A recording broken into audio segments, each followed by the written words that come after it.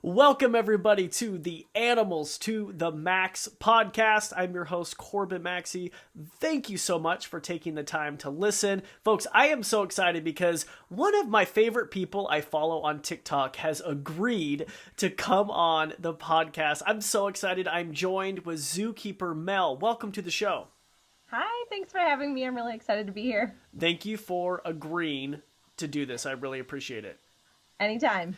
Yes, and we actually have, so our Zookeeper episodes are some of the most listened to shows, and because we have a lot of people who want to get into the field, and it's been a while since I've had a Zookeeper on, and once again, I saw you on TikTok, I was like, I need to message her, because I mean, honestly, some of my favorite videos are the ones where, where you, like, do what the public says, or, like, stupid things people do, and they're my favorite videos. Yeah, those are usually kind of the heavy hitters, and that's what a lot of people like to see because most people, either that is them when they go to the zoo, and they're like, oh, maybe I shouldn't be doing that, or maybe I shouldn't say those things at the zoo. But yeah, I mean, I love educating the public, and I love getting people excited about zoos and going to zoos, so that's kind of the big part of it, yeah. Absolutely, and what zoo do you work at currently? I work at Utah's Hogle Zoo in Salt Lake City, Utah. Oh my gosh, I was so thrilled when you gave me your number. It was a Salt Lake number, and I was like, I bet she's at the Hogle Zoo. I love the Hogle Zoo. Such a good zoo. Yeah, it's a really awesome zoo. I've worked at a few different zoos in my career. I've been a zookeeper for over 10 years, and Hogle has been a nice medium-sized zoo, which is really great because you get to know everybody. You work with different animals, so I've worked almost everywhere in the zoo, which is really awesome. That's awesome. And I told my wife, because she's never been to the Hogle Zoo, I'm like, honey, you'd love it, because she hates when we go to big cities, because like, for instance, we went to the San Diego Zoo. We were there all day. I mean, she was walking miles and miles, and she was very uncomfortable. And I think the Hogle Zoo is the perfect medium-sized zoo. I feel like it's such a perfect zoo. I mean, honestly, really, like size-wise and all that type of stuff.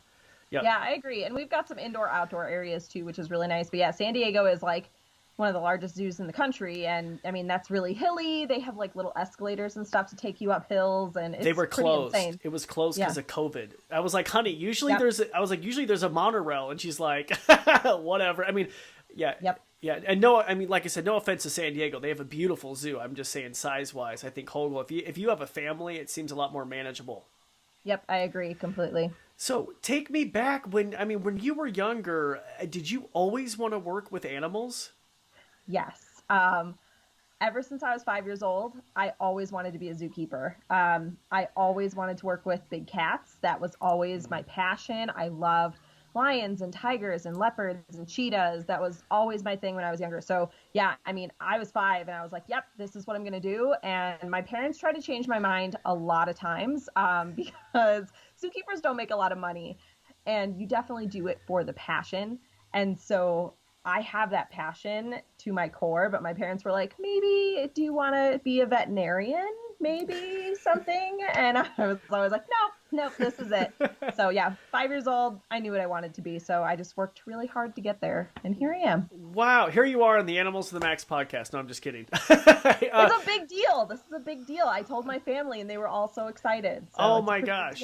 Well, and like I said, I mean, people around the globe listen to this. And like I said, most listen to our Zookeeper episodes.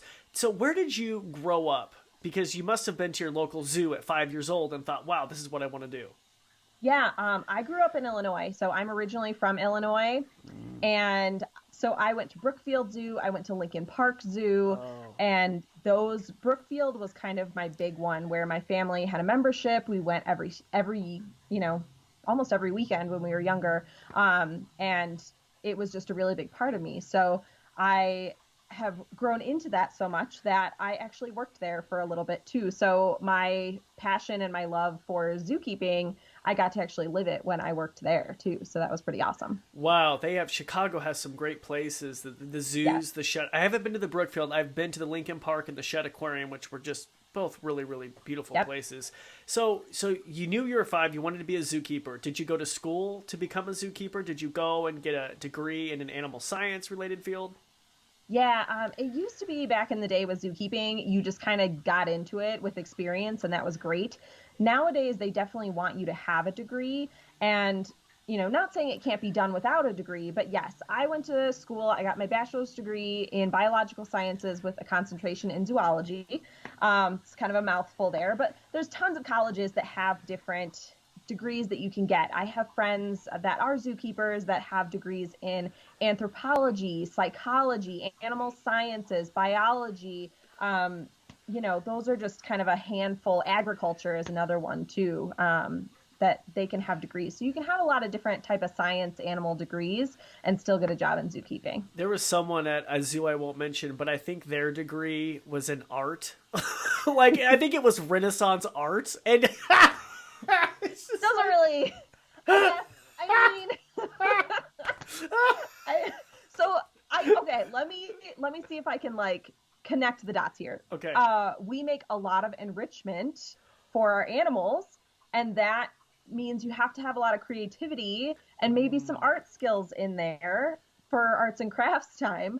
So you know what? Maybe that really works for them. That's okay. Oh my God. I love how you spin that. And by the way, I'm not knocking on someone who got a degree in Renaissance art. It's great you got a degree. It's great you got an education. Yep. It shows you could do that full 4 years, excuse me. But no, you're right. I love how you spun that. Okay. So, so you went to college. Your dream, was it to work at the Brookfield Zoo? Yeah, when I was younger, it definitely was. Again, I wanted to work with carnivores. And so for zookeeping, in order to get experience, you have to have experience. And so it's this like rotating cycle of like, how the heck do I get experience if I need to have experience? But like, where do I start? How do I get my foot in the door? And that's through either volunteering or internships. So right out of college, I was really lucky. I've been really lucky in my career in general. I got an internship working with large carnivores at Turpentine Creek Wildlife Refuge in Arkansas. And they're an amazing, amazing animal sanctuary for specializing in large carnivores. Mm-hmm. And so I got that internship there, and that's where I got a lot of my experience because that was free work. So you have to have a lot of that free work before you can get on to the paid stuff. Wow, that's great. And so you were working with cats, big cats. What was your first? I mean, what was it like working with a cat for the first time? You dreamed about it since you were 5. What was that first encounter like?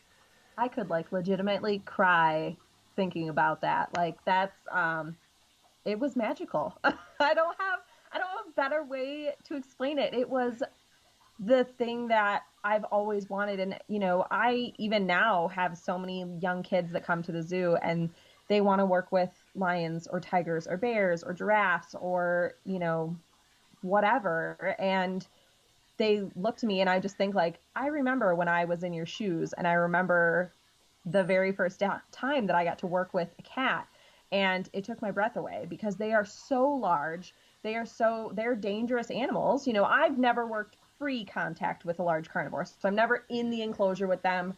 I'm pretty against that. It's pretty unsafe kind of habits to be in. So I've never done that. So I've only worked protected contact with them. But even if there's a fence between you and them, hearing a lion roar in your face for the first time, literally you can feel it in your bones. So, I mean, yeah, it's a pretty awesome experience to get to do. Yeah, and if you've listened to this podcast, Animals to the Max, you'll know that, and I talk about my experience, when you go back in the dens or back in the animals' bedrooms, it's a different feeling than when you're seeing the animals behind a pane of glass at the zoo. When you're in there and you can hear them like that lion roar, it is just, it gives you chill. I mean, it's a very humbling experience, and you're just reminded how little we are. Yeah. In zoos and in other zoological settings or animal care settings around the world, people have been killed by those large carnivores. Mm-hmm. And so safety is always number one. And exactly what you said, when we go in to clean, we go into their exhibits, we go into their holding spaces, we go into their dens, we go into all those spaces. So there's always kind of that in the back of your mind, like, okay, did I lock that door? Yes, I locked that door. Let's just go back and double check. Let's put a tag on that door so nobody comes in that door, like nobody comes and opens that door. You have to make sure that everything is so safe before you enter that space, because you really take a lot of that for granted after working with them for so long that it can just be like, all right, it's just another part of my day, but you're working with tigers and lions. Like, I don't really think about it as much. And I don't work with them as much anymore. Now I work with our ambassador animal program, which is very different. And they're a lot of smaller animals, a lot of animals you can actually hold, and you talk to the public with them and interact with them, the public can touch them. So I've worked both sides where I'm working with severely dangerous animals, and I'm also working with like these tiny little critters. So it's a pretty crazy experience. I treat them all exactly the same though. They, you know, anything with a mouth can bite you and scratch you and do all the things. So just got to be careful. Yeah. Oh my gosh. So you're at Turpentine Creek and you were just working with the lions and the tigers. Did you prefer one over the other? Just out of curiosity. Mountain lions. Really? Over all? I love 'em. Tell me why. I love mountain lions and bobcats. And at Turpentine, we had over 200 carnivores. So leopards, lions, tigers, bobcats, servals, lynx. I mean, you name it, we had it. And yeah, bobcats and mountain lions really stole my heart, and they still do to this day. Mountain lions are probably my favorite animal that I've ever worked with. Their personalities are great. They are very, very sassy, but they're also like really gentle. They're very agile. And they're a native species. I'm really, really big into native species.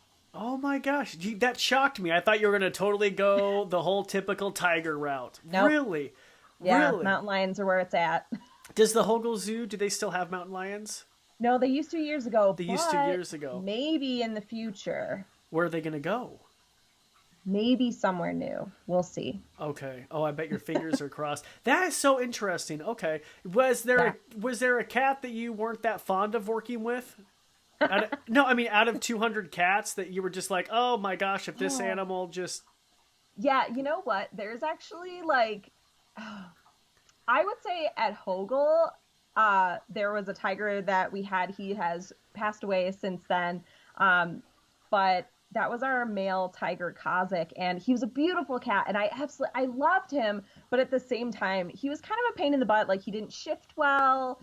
He was kind of grumpy sometimes. He just kind of like did his own thing. When you'd like ask him for something, he'd just kind of stare at you. Typical cat things. So he was kind of a frustrating cat to work with for sure. But I mean, there hasn't really been any animals that I've worked with that I didn't like or that I didn't enjoy working with. Every single animal, I've worked with over 160 different species. Wow. And it's a lot of animals that I've worked with in my career, and there really aren't many that I can okay, no, I take that back. Ostrich. Not a fan of large birds. Oh my, Zookeeper Mel, I was just starting to really start to like you. I have a pet emu. They're in the same family, the ratites. They are terrifying. Their brains are so small, and they're looking at you, and you're like, dude, what are you even thinking right now? Like, are you gonna murder me? Are you gonna eat this lettuce that I'm handing you? Like, what do you want? Ostrich. Really? I heard that ostrich are really aggressive. I've heard this from people. The males definitely can be, and that's what I've only worked with are males. I've never worked with females, and I hear that females are a little bit less. But yeah, the males, they're terrifying. What do you do? Do you go in there with a broom? No. Well, that's what they used to do with this Andean condor at our zoo. I worked with them, I worked protected contact with them. You were not getting inside there. No, there's a fence between me and them at all times.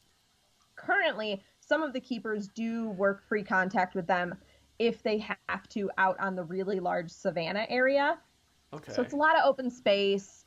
So everything's safe. There's always like 2 people to watch, make sure that he's not going to pull any shenanigans, because they can run really fast. And if you are being run after by an ostrich, man, you're not really getting away. Like, your defense mechanism for an ostrich attack is literally to get down on the ground and on your stomach and just cover your head and pray.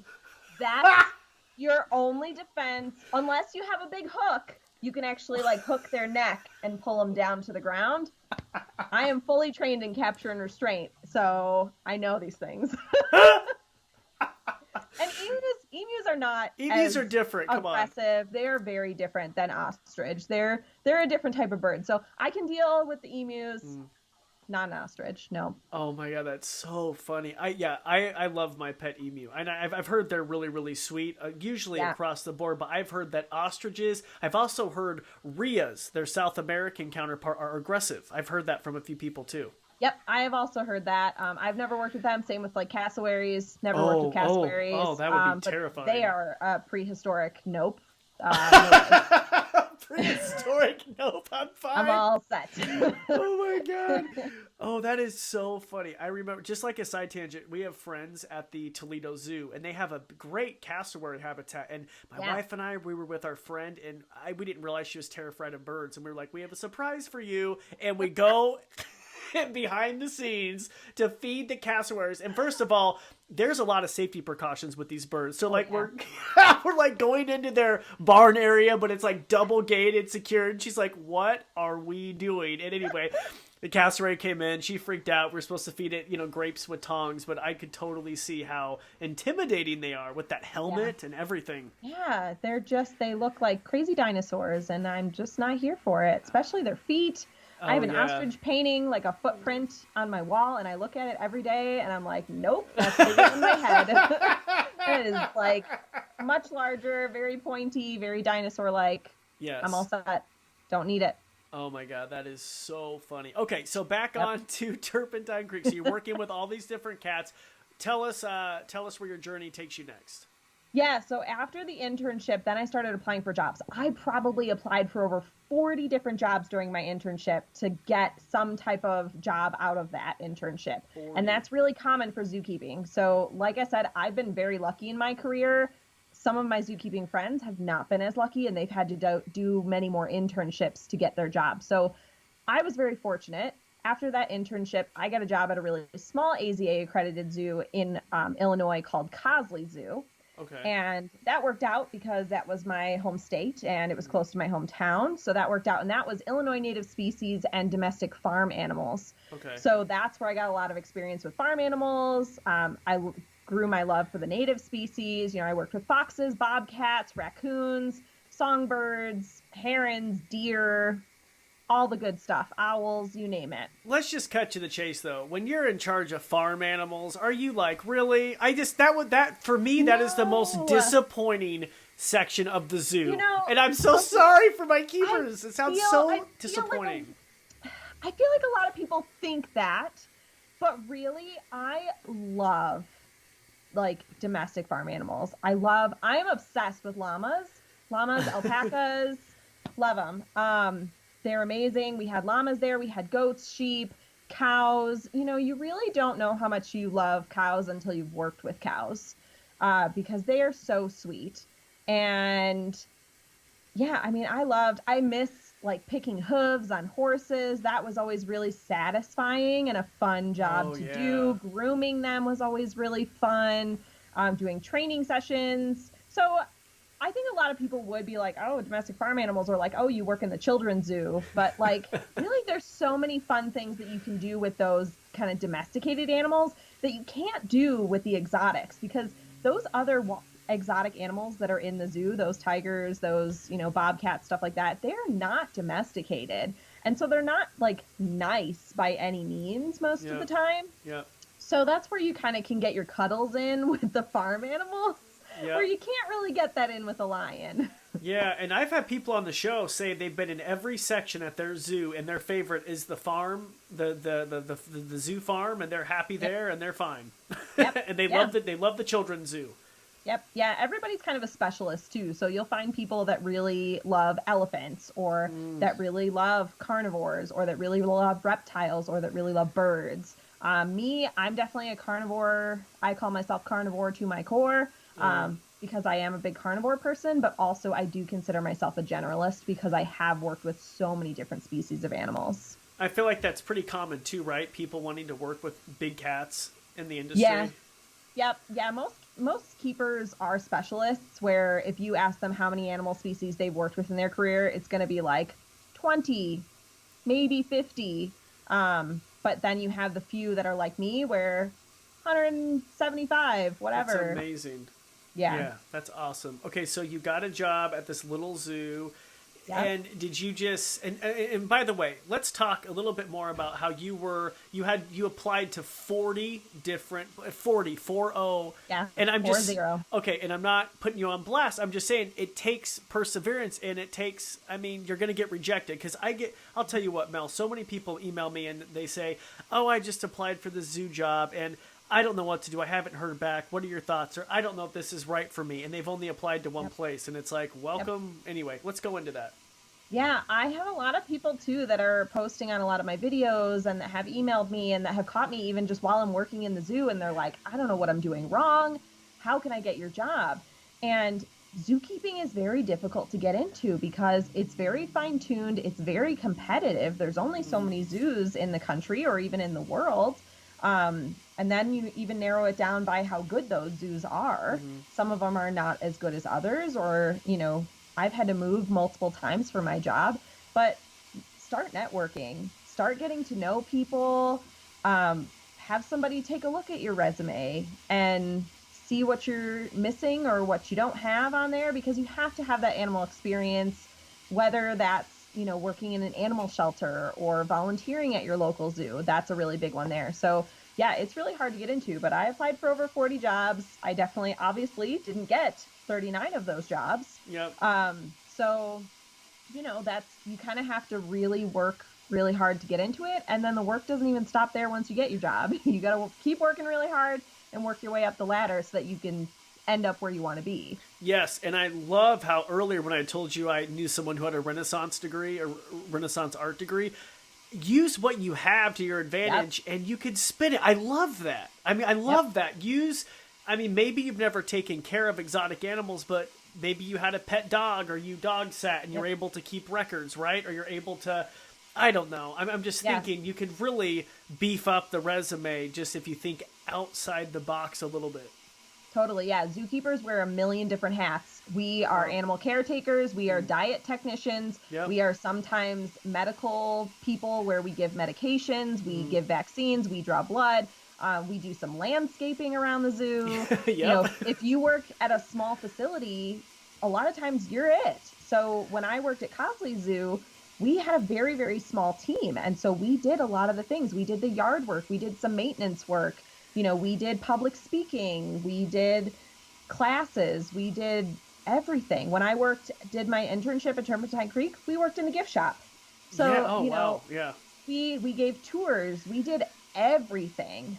We butchered cows, that's all relevant experience that people don't really think about. People mostly just think, oh, well, you're a zookeeper, so you go out and pick up a bunch of poop all day, or you cuddle animals all day, or you play with animals all day. There is so much more to this job that most people never even think about. It's a really underrated profession. I think it's underpaid and underrated for how hard zookeepers work. Yeah, agreed. Hardcore. And I'm not even a zookeeper. I take care of my own animals, so I'm kind of my own little boat. I have like 30 different animals, but still, I've volunteered at zoos. I've worked closely at zoos for many years, and they're some of the hardest people you'll ever meet. Yep. Yeah, for sure. Yeah, and I think I feel like the stigma might be going away, but I remember some of my zookeeper friends would hear the worst things from the public. Things like, public walking by with their kids being like, "You see that zookeeper? That's why you get an education." Like, like stuff. Been there, done that. Oh, you've heard that before? Oh, a ton of times, yeah. I've actually responded to those people. What do you say? If I'm within earshot of them, and I feel like a lot of people, side note, I feel like a lot of people see a zookeeper working in an enclosure and think like the mesh is somehow soundproof glass, and they just start talking about you when you're in there, and I'm like, I'm literally right here. I can hear everything you're saying, and I think they just don't think about it. I'm not sure. So yeah, I've had that comment a lot of times, and I usually address it because knowledge is power, and I am here to educate people, and if I need to educate you about my job and why it's important, I'm all about it. So how I would respond to that is usually I just kind of politely, interject and say, well, actually, yeah, you're right. That is why you go to college, so that you can be a zookeeper like me someday, because to be a zookeeper, you do need a college degree, and you do have to go in and sometimes pick up a lot of poop, but you also get to work with these amazing animals and help animals in animal conservation groups, and you get to educate people, and you get to work with some of the rarest species on the planet. And usually the parent will just kind of look at you and be like, all right, like, let's move along. But you know what? That's okay. Oh my God, that's a lot nicer than me. Oh, that was such a nice political response. I understand you work for a facility. I would be like, excuse me, I actually spent 4 years of my life working my rear end off with a degree that you probably don't have. Now, if you want to go and do your little caramel corn, eat your caramel corn, you can walk the other way. Oh my God. See, that's why I don't work at a zoo right now. It's really difficult. Some days, you know, if I'm just having, everybody has bad days, and I totally am one of those people, and you just have somebody ask you the worst question where you want to snap so badly, but you know, I also act under the assumption or the knowledge that every question is a good question. So, you know, again, I'm there to educate people.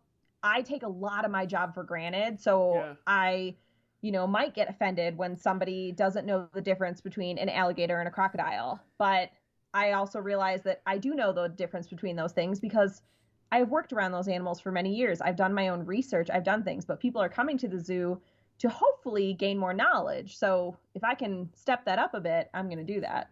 Yes. Oh, absolutely. And by the way, I sounded so angry earlier with my caramel corn comment, so I'm so sorry for all of you. I loved the caramel corn Did you like comment. it? Okay, because your face kind of froze, and I was like, "Oh man, am I scaring Mel?" No, nope, not at all. I loved it. So it was perfect. Okay, so you're at this tiny zoo in Illinois. Did you have a dream zoo, or like, what did you want to do? Because it sounds like you were happy there. Why would you want to leave? I was really happy there. The only issue was that it was a part-time job. So like I mentioned before, you do have to kind of move around in order to find that dream position or that dream job. And so this position was only part-time. And so I wanted something full-time. And so I left that job to actually go work at Brookfield Zoo. Okay. And that was a temporary position. So they hire for, and that's something else that people can do too, is get into those temporary positions, and that'll get your foot in the door and get you networking to the places that you want. So I worked at Brookfield for a little while they were hiring for a different position. And so I worked there, and that was great, and that was fine, but it was also a really, really large zoo. And I didn't feel knowledgeable in the zoo like I do now with Hogle, where like a guest would come up to me and say, where can I find this, you know, TD monkey? And I'd be like, I don't even know we had TD monkeys. I don't know where it is. It's probably in Tropic World, which is across the zoo. I'm not really sure. Whereas, you know, now if somebody walks up to me at Hogle and they're like, where are your TD monkeys? I'm like, they are in the small animal building and they are in this exhibit. I can show you exactly where that's at. So it was a little too large for my taste and my liking. And so that's when I moved to Salt Lake City. I'm going to Google TD monkey. Well, I've never heard of a TD monkey. They are cute. Yeah, they're really? like, TITI, TD monkey. Okay. And they're really small, and they live in family groups, and they intertwine their tails together, and it's really adorable. So they're a big hit. I'm imagining like Cotton Top Tamarin status a little bit. Is that kind of a little bit? Yeah, similar. Yeah, okay. Similar size, maybe a little bit smaller. Okay. Oh, wow. Okay. So let's go back. So I feel like with large zoos, it's really political. Is that what you found with your experience? Or yes. Okay. And can we go into that? Because, I mean, I grew up in a small town. My hometown zoo was so tiny. Everyone knew everyone. The keeper staff full-time maybe was only 7 or 8 people. And it was very homey. And, I mean, at the time, you know, this family unit. And when I ventured off, you know, at bigger zoos, it was like, oh, my God, just seeing the politics was pretty crazy. Yeah, I don't delve too much into it. I try to kind of stay away from it as much as possible because that's really just not my job. There's people to do that job. But yeah, I mean, with larger zoos, there's a lot of politics in, you know, their breeding programs and their staffing and how they staff people and where their money comes from. And it's just... Yeah, I mean, again, kind of when I worked at Brookfield, like I didn't really know anybody else there. And so I felt like that was a big part of it too, was a lot of the higher ups, they stuck to those kind of zoo politics. Sure. And that's okay, because that is their job and that's what they're there for. But I feel like where I'm at now and some smaller zoos that I have worked at, I know literally everybody in the zoo. I know the zoo director.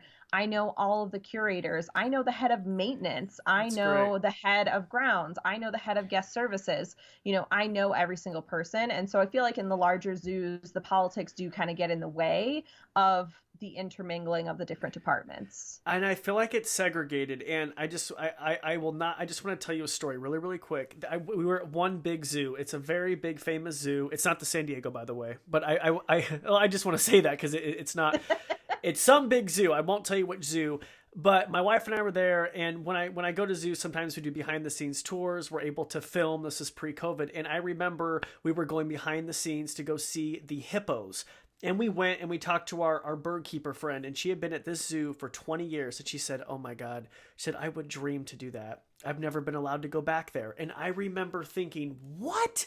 You've been here for 20 years? And then my other friend in reptiles, the curator, said, hey, do you mind if I tag along to go see the hippos? I've never been back there. And I remember thinking, are you kidding me? Like, you've worked here? And it blew my mind. Mm-hmm. Yeah. It's definitely like that at larger zoos where it's very siloed. I have friends that work at really large zoos and they only work in that area that they are working in and they don't venture out. And I have also worked in those situations and I'm like, oh, like what's over here? And they're like, oh, we don't go over there. It's like what? It's like kids at the lunch table or, Yes. They don't really like talk to other departments and things like that. And I'm very social. I am very outgoing. I love getting to know the people that I work with. And so, I always make it a point to go out and talk to the other departments, say hi to people that I'm working with because I want to know those people. So it's very different. It's a very different atmosphere depending on what type of zoo you work at, large or small. Yes. And some people, by the way, some people are into that. Some people don't like talking to other people. A lot of zookeepers are not social people. No. Yeah. I always tell people, and that's something that's really important for anybody who wants to get into the field, don't go into zookeeping just because you love animals. The job of a zookeeper, you have to be a people person as well as an animal person. And I think that's something that really gets lost in translation in becoming a zookeeper. I see a lot of new keepers that are coming in because I have mentored many keepers in my career. And I see a lot of them that come in and they're like, I'm here for the animals and this is great. And I'm like, okay, but we got to work on your public speaking too, because you're going to be talking to potentially over 150 people. We're going to go out and do a program. Let's go do it. And they're like, oh, I have to talk to people? Yes, you have to talk to people. That's what we do. Wow. Oh my gosh. Yeah. Okay. So let's go through it. You've trained a lot of people. Thank you for giving us a little bit of the backstory. Yeah. What are the things to do and the things not to do? Maybe let's talk about the things not to do. Cause that's why I love your TikTok so much. It's so entertaining. Cause it's just like, I watch them. I love it. Cause I'm an animal nerd and I just find him so funny. But what are the things not to do if I'm going into a zoo interning with you? Definitely don't be a know-it-all. That's probably the number one. As an intern, as a new employee, as a new keeper, you are there to learn. You are there to get knowledge from the people who have been doing it for many years. Now, there's also the opposite side of that, where you have the people who have been in the field for 20, 30 plus years, and they do think that they know everything. So on the one side, when you start out, definitely keep on learning, but that goes for when you've been in the field for so long too. You need to keep on learning. It's always an ever changing and ever evolving field. So even now, I've been in the field over 10 years. And I still do research on new species. I do research on what other zoos are doing. I network with other people in other zoos to make sure that kind of we're all doing some cool things and good things are happening. Let's just cut to the chase. No one likes a know-it-all. Like, no one. No, not at all. And especially when you're working with animals, I mean, there are lives at stake. You're working with living things, and we don't have time for that. We just don't have time for that. So be there to learn and don't feel that, your question is going to be stupid or anything like that, because that's something else that people need to realize is those interns and those new keepers that are coming in, they don't know everything. Even though they may act like they do sometimes, they don't. And so if they come to a question, it's up to us older generation keepers to be like, hey, that's a really great question. Let's talk about that.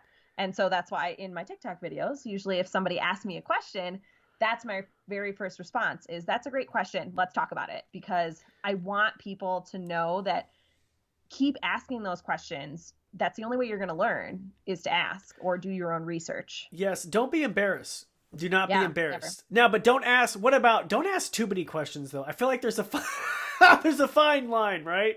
Yeah, there's definitely a fine line. I think my expectation is that if you come into the zookeeping world, I do expect you to have kind of that common sense and have some street smarts as well. I consider myself really good in both of those things most days, depending on when you catch me. But yeah, I think having kind of just that common sense and knowing, when the limit is on the questions is too much, because there is a fine line, definitely. Have you ever had an intern with like the most fantastic record, the most fantastic straight A college degree, and they're just like dumber than a box of rocks when you put them in the actual field? I know that that happens a lot. Yeah. I'm just sorry to insult someone's intelligence. I mean, like, they're just not. There's a difference from like, like the academics and actually doing the work, Yeah, it's very hard for some people to translate those things. Again, they think that they have come out of college and they're like, yes, college has given me everything that I have needed. This is it. I'm done. But like, really, if I think about my college days and the classes that I took, I don't really use any of that.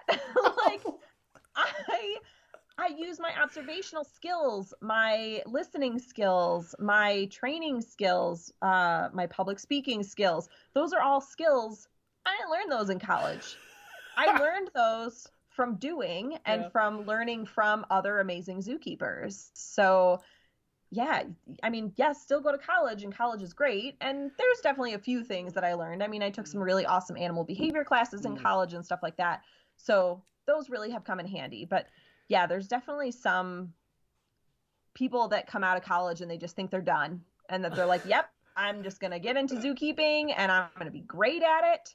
And sometimes it's not cut out for you. Not every single person can be a keeper either. And that's something that you need to take a hard look at yourself and realize that not every person can work with dangerous animals. That's a really tough one. A lot of people are like, yes, I'm going to go into zookeeping and I'm going to work with cats. It doesn't always work out because they're dangerous animals. And if you don't have the know-how, if you don't have a healthy fear of them, it's not really going to work out for you.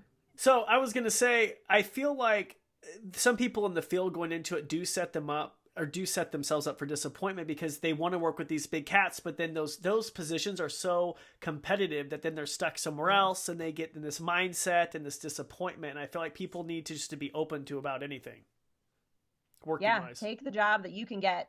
Yeah. Take it, whatever job you can get, just go for it. And you can always work your way up and figure out what you want to do, because I mean, reptiles are really awesome too, and birds are really awesome. Every group of animals has their own amazing qualities and different skills that you'll learn working with those animals. Birds and reptiles are really big into, they like to hide a lot of things from you. So if something's wrong with them, you have to know that animal inside and out to know that something is wrong with them. Mm-hmm. Mm-hmm. I thought you were physically talking about them physically hiding things from you. I'm like, what are they? I'm like, wait. I was like, wait, what? What type of reptiles have you? I was like, in my mind, I was like agreeing with you, like, really? No, I get that. Like some bird species that like to like cache things away. I currently work with a raven that loves to hide things in her exhibit. So I mean, physically and emotionally and mentally, they like to hide things. Oh my gosh. That's 100%. Okay. So back onto, so things not to do. Don't be a know-it-all. Okay. What else? Any other red flags? I think definitely just going in with an open mind and really showing your passion and showing how excited you are. I've worked with some interns that they've come in and done their internship, and I have like literally had to sit down with them and ask, why are you here? Why did you apply for this internship? Because it didn't seem like they really wanted to be there at all. So if you're excited about something and you're having a great time and you want to know more, show that enthusiasm. Don't hide it. Don't go in with a chip on your shoulder or anything like that, because again, the field is very competitive. So the fact that you got that internship or that job, that means something. That means that we saw something in you. Wow, so you've really had people just like walking around like Debbie Downers that you had to sit down and be like, you need to perk up, or I mean, what's going on? Yep. Really? Yep. Yep. Wow. That's yeah. Whew, yeah. I mean, just be happy to be there, I guess. That's a really good piece of advice. Yeah. I mean, and I like what you said earlier, though. I like what you said, because you said, it's okay to realize this field isn't for you. If you go into it, it's okay to be like, that's it. I'm good. I'm going to go somewhere else. Yep. 100%. Yeah, it's definitely, especially if you're working with dangerous animals, it's not worth your life. So zookeeping, that's something that a lot of zookeepers, they get into it and it becomes them. It becomes part of them. And I've really been wanting to see that new movie Soul, because apparently it talks about, how your job doesn't define you and things like that, because a lot of zookeepers get into that habit where their job does define them. And when it is maybe time to get out of zookeeping, they have a really hard time with it, because it has become such a concrete part of their body that they can't remove it. So zookeeping is a very emotional field. It's very emotionally and mentally taxing. And so that's something that a lot of people should know as well about zookeeping. It's not all roses and rainbows every day. It's very, very difficult, and it can be really difficult on your mental health, as well as your physical health as well. I mean, you talk to my knees and they would not be happy. I mean, it can be really difficult for a lot of people. So it's definitely not for everybody. Have you seen a lot of compassion fatigue in the industry? Yes. Yeah, that's probably one of our biggest issues, is you're caring for these animals, and everybody loves animals. I love animals. And it's really hard, because you are typically, depending on where you work, you are typically underpaid. There's a lot of pizza parties going around to try to fix everything. I love pizza parties. I do too. You can always fix like pretty much anything with a zookeeper with food. We're very food motivated creatures, just like our animals. But yeah, it's very tough. Compassion fatigue is very, very real in our field, and it does draw a lot of people out because they just can't handle it anymore. The hardest part of being a zookeeper by far, hands down, is losing animals. You lose animals, not all the time. I don't want to say all the time. That sounds terrible, but I've been in my job for over 10 years again, and I've seen a lot of animals pass away, some of them literally in my arms. And you've cared for those animals. You put your heart and soul into those animals, and to see them pass away, and everything dies. And that's just a harsh reality. Everything dies. And so you can't keep these animals forever and ever as much as we want to, but that's by far the hardest part of zookeeping. And so if you go through a phase where maybe you have a lot of animals pass away all at once because they all got to like that older generation, and then it just all kind of happens in a heartbeat. And I've gone through that, and it's very, very difficult, where all those animals started to get really old, and then just one after another, they start to pass away, and it is heartbreaking. Yeah, I'm getting chills. It's honestly, when you're with these animals, it's like losing a family member. I mean, I'm actually attached. This sounds so bad, but I don't think a lot of my family listens to the show. I feel more attached to my animals than some of my family members. I mean, like cousins and, this sounds so bad. You know what I mean? They're a part of your life, I'm right there with you. It's, again, you put everything that you have into that animal, especially if an animal gets ill or injured or something like that. I mean, you want to know why it happened. You want to know when it happened. You want to know what you could have done differently. Yeah. And so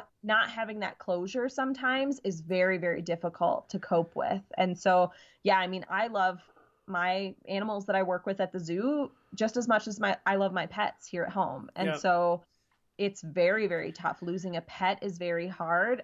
Multiply that times 10 to 15, and it's difficult.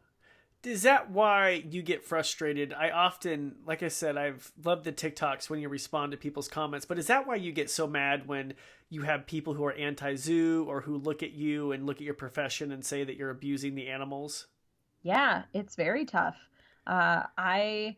I've had it a lot where people say animals shouldn't be in zoos, zoos shouldn't exist, and they do think that we're abusing our animals and things like that, and it's simply not true. I wouldn't be doing what I would be doing or what I'm doing if I didn't love it and if I didn't know those animals were getting amazing animal welfare.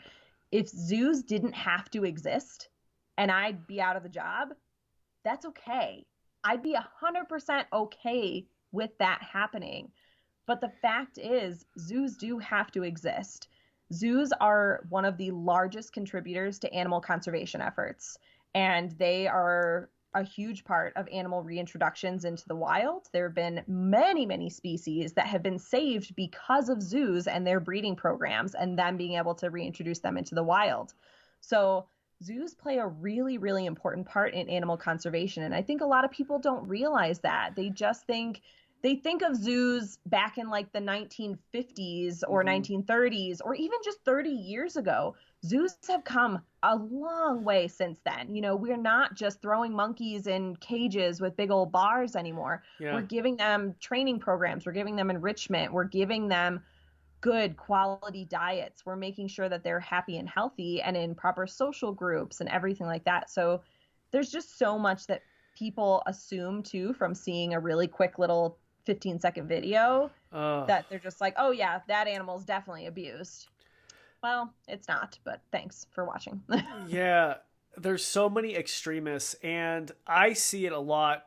I see it with this younger generation. I mean, we at point blank, we just have to be honest. I see it.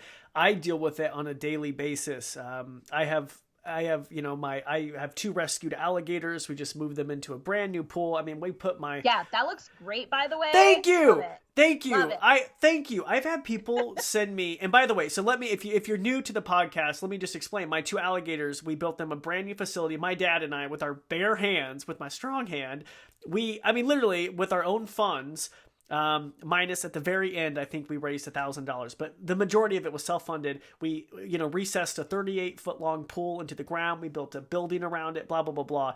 And we released the alligators, and there's so much social media content, but I have received so much heat from people who are just against this, telling me that I'm abusing the animals, telling me that you really should have spent your money elsewhere. This is awful. You should die. Like horrible things. And it's just like, oh my God. Like, and it's like every other comment. And by the way, there are great ones, but you just get some people in that generation who are just so against it.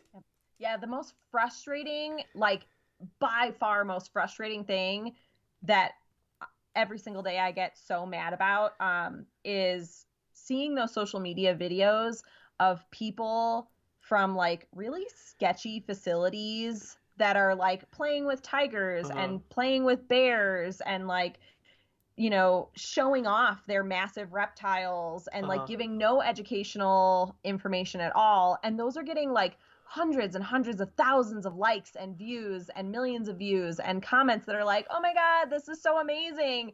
And then they go to an accredited facility's social media where, again, we have crews that build exhibits that are multi-million-dollar exhibits. Yep. That they're saying these animals are being abused and are in horrible conditions. But yes, please go like that post of a tiger rolling around in the dirt that has no enrichment, no training program, and is probably being sold for photo opportunities to, the next Joe Schmo. So it really blows my mind, and I don't understand how to like bridge that gap and make people realize like, hey, yeah, that post is really cute and that animal's really cute and that's cool that they're interacting with that person. But 1, this could be very dangerous. 2, that might be illegal. 3, that animal might not be in a good situation. It's so hard to see, again, those 15-second videos and make that snap judgment and really know what's going on. Yeah. Yes. And I'm sorry, I'm just like all this stuff, and sometimes I get angry, and then I have to realize like these people are coming from a place they don't see the whole picture. And I'm happy you said it's 15 seconds. We're on TikTok or Instagram Reels. It's 15 seconds. So another thing is like when I release, for some reason, some videos you don't even know that are going to explode on TikTok or whatever. And, people are, were questioning me and like, oh, like the alligator facility, it's just not big enough. And it's like, you didn't even see the whole, and it just makes you so mad. So just trying to agree with you, it's only 15 seconds. Please keep that in mind when you see these short videos. You're not seeing the whole picture. I also want to like ask people, you, like you said, you spent money to build that enclosure. I'm sorry, did that person donate like $5,000 to build a bigger enclosure? No, they did not. Like, if you want to see that larger enclosure, like you have to also realize it takes time and money. People are always egging on zoos because they're like, oh, that animal's in way too small of an enclosure. Okay, but we also just spent like $4 million on this exhibit and like tripled this size of this exhibit. So like now we are trying to raise money for this other exhibit. We know that it's small. We're doing everything that we possibly can. It literally does take time and money. And going back to the 1900s, when zoos were those tiny little cages, we're so far away from that now. And we've come such a long way that it still amazes me that people like don't even see those changes and those good things that are happening. Yeah. Oh, that's such a good thing to say. If you're mad, why don't you donate? Here's the zoo. Here's the zoos. Yeah. Here's our master plan, and I can get you in touch, and you could send you can donate towards this. That's so interesting. For just $2 million, you can help us build this exhibit, and we can put your name on a plaque, and that'll be great. But we just need $2 million. It's fine. I'm sorry. And I feel like I can vent to you because you understand this. And not a lot of people can get this just because a lot of people who watch these videos aren't working in the field. But I had someone write me and say, what a waste of money. I can't even believe that. This is just, you should have thought of the animals first before you did this. And I literally was like, I just would have loved to see what you could have done on your own dime. Thank you very much. Block. I never want to hear from you again. But these awful people. Look at me getting all fired up. Just gotta let them go. Let them go. They're gonna, I always say that too with social media. Like, I'm not here to change minds because I'm not here to change your mind. I'm here to educate you. And if you want to listen, that's great. If you don't want to listen, that's also fine. You are free to do whatever you would like. But my job is education and animal conservation. So I'm just going to keep on cruising with that. There's nothing you can do to stop me. But I don't understand, Mel, with all the animals you work with, why can't they all be released back into the wild? See, now I'm ready to get you fired up. Here we go. Go ahead. Yes! No, they cannot be released back into the wild. So with zoos, yes, we do have some animals that were actually from the wild. Those animals were more than likely from wildlife rehab situations. So we, at my zoo, I can speak for my zoo, is we get some of our animals from local wildlife rehab centers. And rehab centers, they can fix up so many animals and they do amazing things for wildlife. But one, some of those animals can't be fixed completely. Two, those wildlife rehab centers only have enough space in their facility. And three, those guys, they rely on donations as well. So they don't have the funds to care for all of these animals that are coming in. A lot of wildlife rehabbers right now, especially during COVID, are swamped. They are overloaded with animals. And so if they have these animals who maybe a bird has an eye or a wing injury, you can't release that bird back into the wild. It's not going to be a very good bird if it can't see or it can't fly. So where is it going to go? So zoos will usually partner with those wildlife rehabbers to get those animals a permanent home where they can live the rest of their lives happy and healthy. And then zoos have breeding programs. Those animals did not come from the wild. They were born and bred in a zoological setting under human care. So they can't be released back into the wild. They don't have those instincts. I can attest our lion pride. We had a group of 7 lions together. And with lions, hunting is instinct, but killing something, that is mother taught. And it is wild instinct that these guys in zoos don't necessarily have. So we've had Canada geese get into the exhibit on occasion. And let me tell you, watching a zoo lion, try to kill a Canada goose to eat is not something that I ever want to see again, because they don't have those natural instincts because they're not wild. They're not from the wild.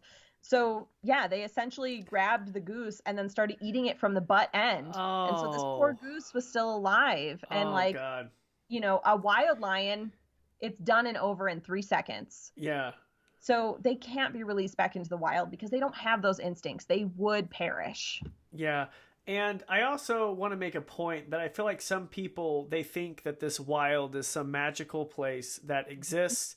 And did you want to go into that a little bit about what's Yeah. happening right now with the wild and Guys, it's not so magical. it's not... That's it. Okay, thank you for coming on the show. Goodbye. We're done here. Okay, thanks. Yeah, no, it is. The wild is in danger. It is not a safe place for a lot of animals to be right now. There is poaching. There is habitat loss. There is logging. There is fracking. There is, everything under the sun. There's climate change. Like, there's everything happening that these animals in the wild are not living the life that they used to back in the day, that those people idolize and fantasize about and think that that's what's happening. That's, animals, a new animal becomes endangered or extinct, almost every day, it seems now. Yeah. And so it's kind of sad for people that think, yeah, we can just release these animals back into the wild. Well, how can we do that if there's no wild left? That's the question. How can we have these animals in the wild and go see these animals in the wild if there's no wild left? That's the question. So yeah, it's a really tough, touchy subject, but how can you help the animals in the wild? Visit your local zoo, donate to that local zoo, because my zoo, we donate every year to different animal conservation groups. And so it's a really big thing. We do fundraisers for animal conservation. You can go online. Zooniverse is a really cool website where you can actually look at trail cams and help scientific research and identify animals that are being caught on trail cams.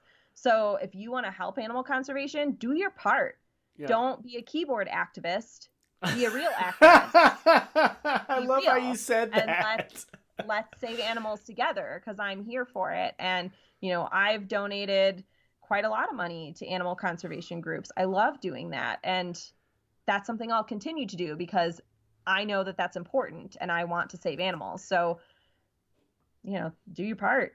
That's the biggest thing I can tell people is do your part. Absolutely. So on a lighter side, what are some of the awesome animals you get to work with on a daily basis?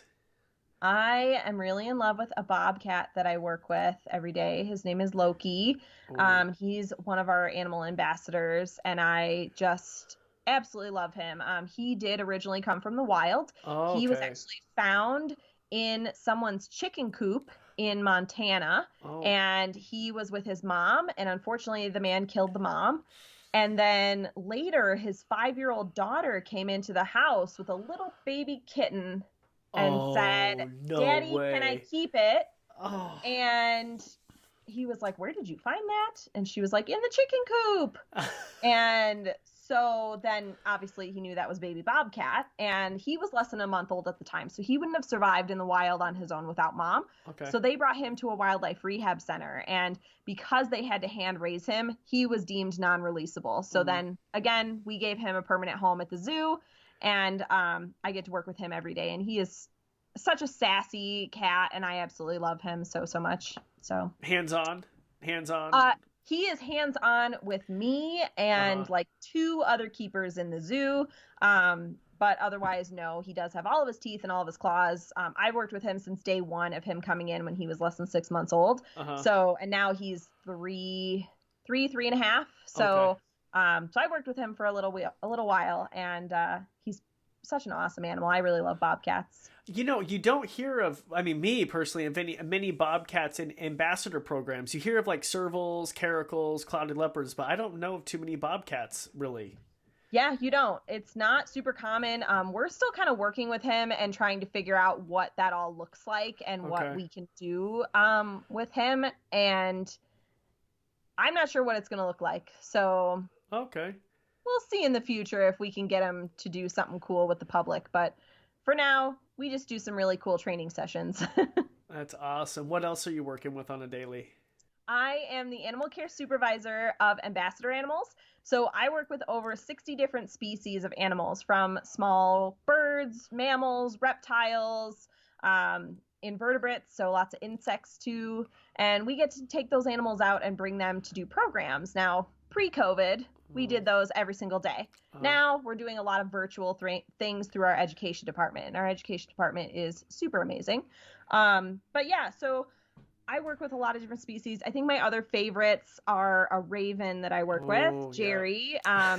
She's super amazing, and she's just another kind of sassy. I like a lot of like the challenging animals and a lot of like the sassy animals because it fits my personality, I think, and I like a challenge. So yeah, they're definitely some of my favorites. Favorite animal I've never worked with. Ooh, I like this. Wombats. I would die to work with wombats. Aren't they mean? No, they're not. So sweet. Are you being fooled by those social media videos, Mel? No, I love them. So when I worked at Brookfield, I did get to go see some because they had a couple different species. They had wombats there? Wow. Yeah, they're one of the only zoos. I think it's one of 3 zoos in the whole country that has hairy-nosed wombats. Wow. And so I got to go see them, and my coworker, her husband worked in that area. And so she brings me into like this little closet, and they were like, all right, like we're going to bring in our adult female wombat. And I was like, oh, I can't handle this. And so she like waddles on in, and I got to like pet her, and I just lost it. And then her husband like looks at me and he's like, I'll be right back. And at the time they had a baby. And so I like looked at him and I was like, where are you going? Are you going to get the baby? Are you going to get the baby? And I like immediately hysterically broke down crying because he then walks in with this tiny little Joey. And it made my life. So that's the crazy thing. I am a zookeeper and I've worked with some pretty crazy species, but like, we will never be mad or upset or sad about like feeding an animal or touching an animal or petting an animal. Like, we get just as excited as the public does to do those things because it's just amazing. And I just love wombats so much. They're just so cute. And they have cube-shaped poop. How cool is that? I just have always seen like Steve Irwin videos and Jack Hanna videos of them chasing them around the exhibit. So I always thought that they were just these really aggressive, you know what I mean? No, they're super sweet animals. They can be really mischievous, I've heard, because they're a digging species. And so they like to burrow. Sure. And wombats actually have a really hard plate on their butts. And that's so that when they go down into burrows, a predator can't get to them. If their butt's sticking out. Sure. So if they back up into you, I would imagine that probably hurts a little bit. Yeah. So. Have you ever, speaking about just marsupials in general, have you ever worked with Tasmanian Devils at all? No, I love Australian animals. I actually studied abroad in Australia during college. And so I got to see a lot of like native Australian wildlife, and we went to a couple different facilities, and one of those had Tasmanian devils, and that was really cool. But yeah, I love anything in that like Australasia type area. New Zealand has amazing species because they're islands, and the islands get the cool species. Yes. I was so we went to the San Diego Zoo. I was so excited to see the Tasmanian Devils, and of course didn't see one. And I talked to a friend who worked there, and she said she's been there for years, and she's, I think, seen them once out on exhibit. Yeah, I've been to San Diego 3 or 4 times now, and I've only seen them once out. Oh, you saw them out? Yeah, I saw them one time. One was like scurrying about, and then it quickly went back into a den. Okay, so, yeah. Okay, this is a complete zoo nerd thing, but I feel like we're past an hour, so I feel like if people are into it, they're still listening. What is the best exhibit animal and the worst exhibit animal? Ooh, that's tough. It's a good question, though, right? That's a great question. I think best exhibit animal. I can say mine. Can I say mine? Because I'm afraid you're going to take it. Are you ready for it? Go ahead. I think that I think the best exhibit animal would probably be otters. Ooh, yes, that's a good one. Okay. Our otters, we have North American river otters, and they do sleep a lot of the day. Oh, you're so right. sometimes they're not visible, but they do come out and they swim, and that's really fun. So I think it depends. That's a really loaded question because I think it depends on the species. Okay. And it depends on the individual because every individual animal is very different. So it's going to depend on what their comfort level is. Like the bobcat Loki that I work with, he is always on exhibit. He is always visible. He is always doing something adorable. So like, I think he's a great exhibit animal. Now animals that don't make good exhibit animals, definitely some like tarantula species, they're kind of hard to see. Any like burrowing species, I don't love as exhibit animals because they're burrowers. They like to spend their time underground. Some other ones are a lot of like nocturnal animals because you kind of have to change their light cycle in order for them to be active when people want them to be active. So I think a lot of those kind of guys that, you know, eyes and I don't know, what are some other little... Kinkajous aren't very good exhibit animals. They're always balled up and, you know what I mean? And their little hammocks and... Yeah, they can be really sleepy. So those are kind of tough animals to have on exhibit, are ones that don't necessarily... that aren't awake at the same time as us. But yeah, I think other ones that are good, I love seeing like bears on exhibit, like grizzlies or black bears. Grizzlies, I feel like, are always doing something fun. Ooh, sloth bears. I love watching sloth bears on exhibit. And, okay, no, you caught me now. My favorite thing to watch at the zoo, I could literally watch them all day, and my husband always has to pull me away, prairie dogs. What? Oh my, you just built, hold on, so much disappointment going through my body. I thought you were going to say watching the polar bears underwater. No. What? Prairie dogs or meerkats, because they're always popping out of different holes. And so fun story about prairie dogs. I've never worked with them in a zoo setting, but I have friends that have, and they live underground and they have really large family groups. And so sometimes, you know, ones would die and you wouldn't know because of old age or whatever, and you never see them. But all of a sudden one day they just push a little skeleton up through the opening. And so the keepers would have to go in and like clean up these skeletons because the prairie dogs would be underground. Or one day they'd just come in and like 6 little baby prairie dogs would pop up and they'd be like, hello, oh, I guess somebody was pregnant. What? Who had babies. I've never heard that. They pushed the little skeletons up to get rid of the dead.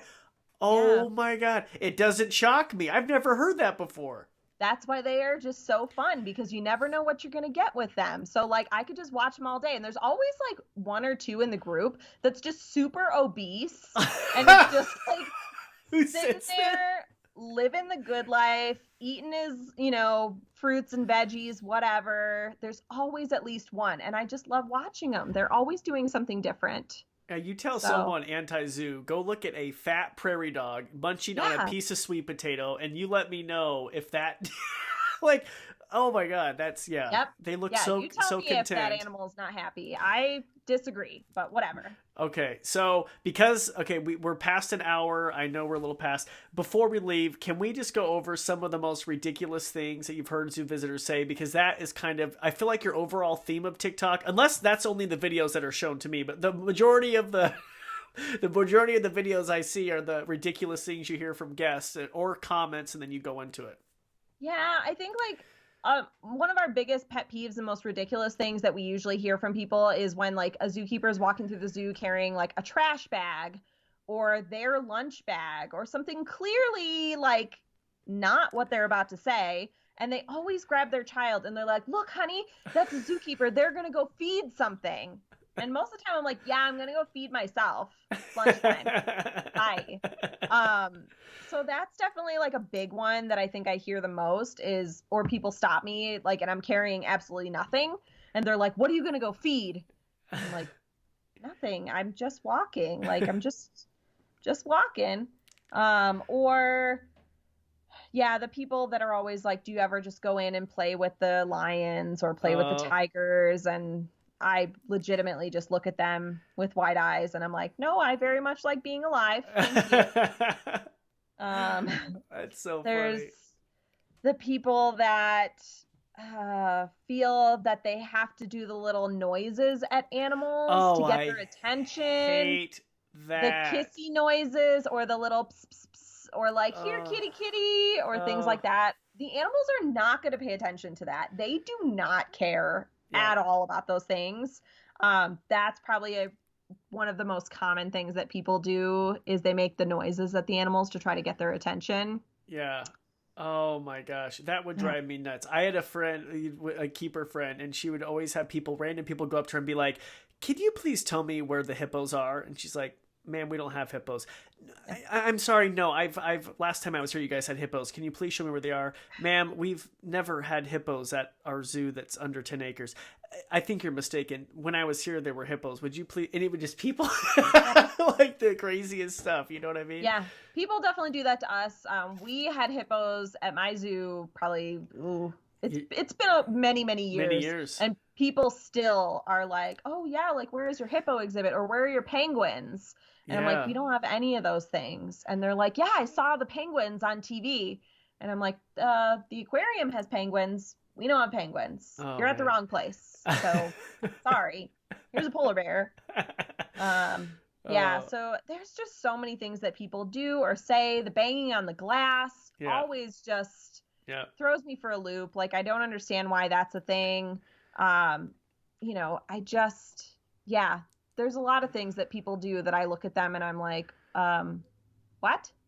Yeah. What does that mean? I don't understand. My wife gets embarrassed because I actually yell at people. I just yelled at someone at the San Diego Zoo for banging on the glass, and an orangutan was just right there, and she's like, "Do." And I said, "They don't like that. Do you think she's going to turn around?" Anyway, my wife's like, "Stop I've gone that." up to a little child once who was just incessantly banging, and I had politely many times asked them to stop, and they didn't. They just kept going to each enclosure and banging on the glass. And I finally like creeped up behind him and like turned around and was like, "Hey, would you like it if I came to your bedroom and like banged on your window to wake you up at night?" And the little kid like looked at me so terrified and shook their head. And I was like, "All right, the animals don't like that either. So stop it." Okay.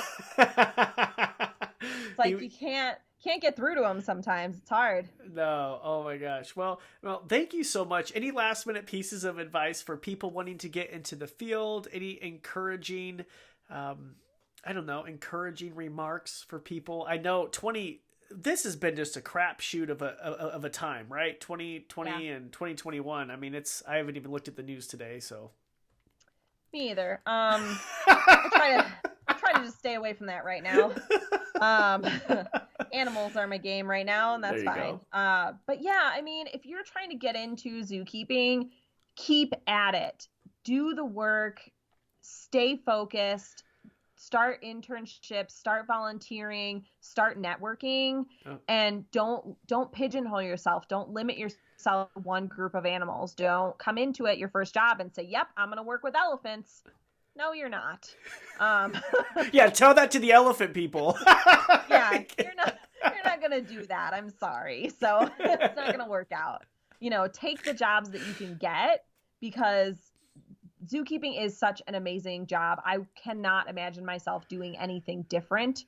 I have such a passion and such a drive for it. So that's the most important thing that I think has kept me going for so many years is I have always been passionate. Of course, I love animals. Obviously, I wouldn't be doing it if I didn't. But I also try to stay as positive as possible. I surround myself with really happy and excited people. And don't forget to just stop and take a look around if you have worked in zookeeping, because there's so many things that we take for granted every day. I mean, the things that my husband has gotten to do because I'm a zookeeper, he's gotten to feed polar bears, he's fed giraffes, he's fed, seals and like all sorts of crazy things that he's so wowed by those things. And I'm just like, yeah, I guess that is really cool, isn't it? So yeah, don't take anything for granted. Just live in the moment, be excited about what you got right in front of you. That's awesome. Well, thank you, Zookeeper Mel. Thank you so much. You've been such an entertaining guest, and I had such a fun time geeking out over zoo stuff with you. I really, really did. Yeah, same. I was really excited to do this. So thank you so much for having me. It was absolutely awesome. And I would love to come to the Hogle Zoo. I'm not far away. So honestly, I would love to make the drive. Could I get a behind the scenes tour, or is it really strict? Yes. You think so?